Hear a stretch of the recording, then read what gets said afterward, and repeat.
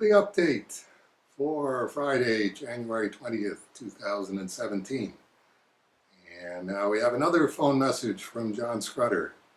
And what could be more appropriate with this phone message than clips from Pagan's Cheerful Summer in Rip Kirby, 1949. Hi, Dave. My name is John. Michael Scudder, as you know. I don't answer my phone, but I do listen to my messages. I just want to say that ever since 1993, 2004, I've always been interested in having a boxing match with you.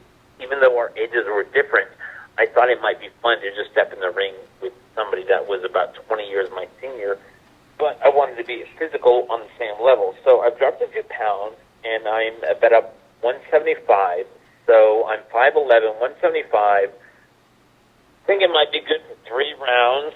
Let me know what you think, where you're at, and I'll try to match your weight and glove size too, because I know that you had that thing with Jeff Smith. But that was just so fun. I was like so concentrated with that when I was a kid, but now as an adult, I'm like really physically interested in it. Like, well, who would win out on that level? I just wanted to see, and I would, do the competition on either side, you or Jeff Smith. It doesn't matter. Just love you, brother. Talk to you later. Howdy. John, Michael, fucking Scrutter, and South Dakota. I found the Prince, TMNT, and yours. Jesus Sandoval writes, Dear Dave, I want to start off by saying that you are by far my greatest source of inspiration in the comic book field. I first came across your work in a $1 bookstore in Los Angeles when I was about 10 years old. It was one of the Cerebus back issues from Guys. What turned me away from buying it was a panel of Margaret Thatcher that terrified me. It wasn't until later in my life that I realized how ironically hilarious it was that 10-year-old me avoided the opportunity to buy comics because of Mrs. Thatcher's intimidating face. What could scare a child more? Anyway, the first time I actually read Cerebus was senior year of high school. They had one copy of anything Cerebus at my local library, and of all the volumes, guess which one it was? Reed's. What an introduction to Cerebus it was. I read the whole thing, and I loved every page. Since then, I've collected all phone book copies. It really is one of my prized possessions. Seriously, Dave, your work is great, and Cerebus is my favorite title in comics, without a doubt. That volume of Reed's isn't at my library anymore, though. I think a librarian read it and pulled it out, because lately the comics section there is riddled with feminist comics, stuff like Strong Female Protagonist, Dykes to Watch Out For, and Lumberjanes. I don't care, but it seems kind of silly to censor a piece of literature at a library that attempts to sound really liberal with, quote, censored literature month, unquote. So all in all, great stuff, Dave. I'm sorry about your drawing hand. I'm keeping up on your YouTube channel, and I pray the best for you. I know you don't seem to care, but it would be great to see you get your drawing hand back and have full control of the strange death of Alex Raymond. Really looking forward to that, by the way. I'm sharing with you here a comic book that I wrote and drew myself, Sweet Tooth for Revenge. I've submitted it everywhere, but no one cares, no one replies, and no one really seems to like it. Oh well, I like it. I printed it on my home printer, so the quality of the whole thing is pretty low, but you can still see the drawings mostly fine, except for those white stripes from my cheap printer. I know it looks a mess, but I hope you can see past that and enjoy my comic somewhat. I am proud of it, and I'm still working on the comic. I'm posting it online, and I think I'll continue to do that. I quit my day job to work on it, but I didn't succeed in getting anyone to publish it. Disappointed parents and all that. Now I'm job searching again. I won't ever stop drawing comics, though. I'll continue to pitch my work. And if no one wants it, F it. I'll draw it for myself. I think I'd go crazy if I didn't have comics in my life.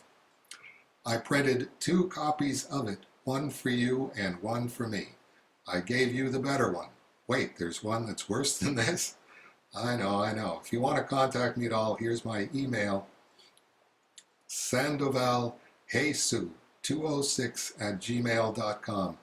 I hope you enjoy. You're my hero, you crazy Canadian. Best wishes and much good health. Sincerely, Jesus Sandoval. So if you're wondering why you've been looking at this cover for 3 minutes and 34 seconds, I'm kind of proud of this. There's only 2 copies of this, and I got one of them. And hey, it might just be you and me, Jesus, but I like the comic book as well. A complete revenge fantasy about high school girls clique. And hey, if you do another one, definitely send it to me.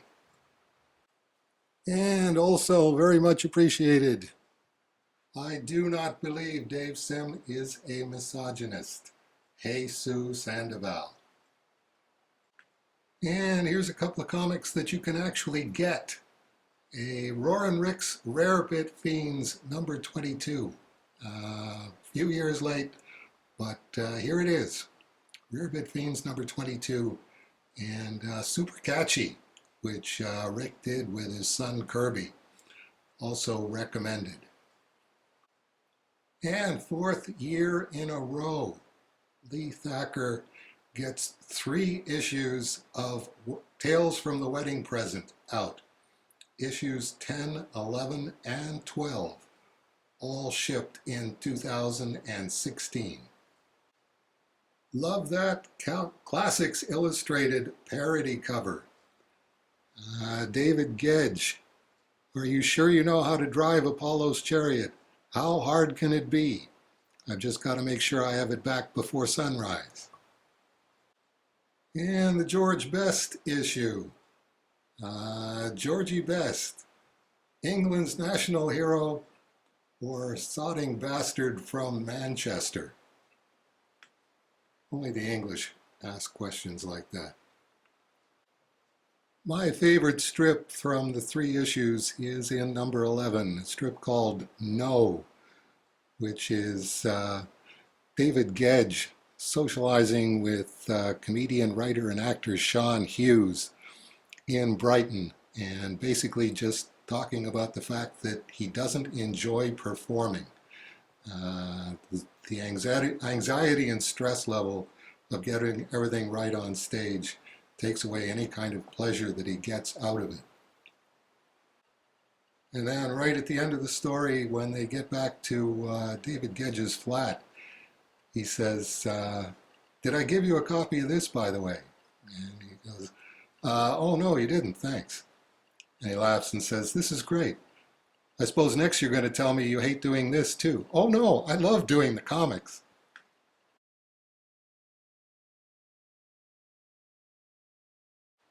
And at the bottom of his letter, Lee sends along a really fuzzy photo of David Kedge, Terry DeCastro, and himself at a comic book signing in Brighton. I tell you what, Lee, if you wouldn't mind doing a really big clear copy of this and getting it signed by David Gedge and Terry DeCastro and signing it yourself, I would love a copy of this for a wall here at the off White House. And definitely congratulations to Lee Thacker for getting 3 more issues done in 2016. Can he make it 5 years in a row? Keep watching this channel and we'll let you know towards the end of 2017 if he made it. That'll do it for a weekly update this week, a long one. And be sure to join us next week for a first look at Cerebus, the postage stamp.